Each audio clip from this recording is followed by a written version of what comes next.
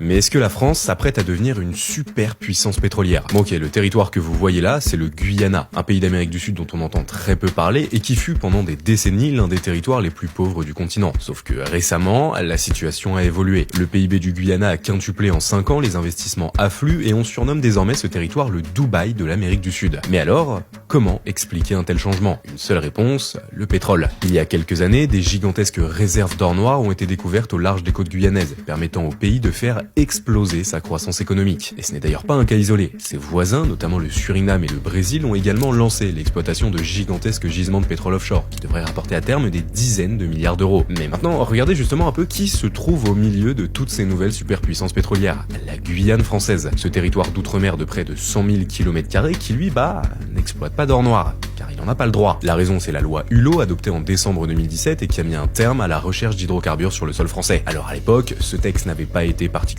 décrié vu qu'on pensait que la Guyane n'abritait pas de pétrole. Sauf que ces dernières années, avec le boom pétrolier du Guyana, du Suriname et du Brésil, une question commence sérieusement à se poser. Et si la Guyane française reposait, elle aussi, sur d'immenses réserves de pétrole? C'est pour cela que récemment, le sénateur français Georges Patient a déposé une proposition de loi pour revenir sur la loi Hulot de 2017 et autoriser l'exploitation pétrolière en Guyane. Selon lui, je cite, « Vu des Outre-mer, l'écologie est vécue comme une nouvelle forme de colonialisme. La loi Hulot en est l'incarnation, elle condamne à la stagnation des territoires français riches de leurs ressources. » Et le projet de loi de Georges Patient a été adopté en commission au Sénat. Il doit désormais être débattu à l'Assemblée et s'il est validé, alors la porte sera officiellement ouverte pour que la France devienne une véritable puissance pétrolière à part entière.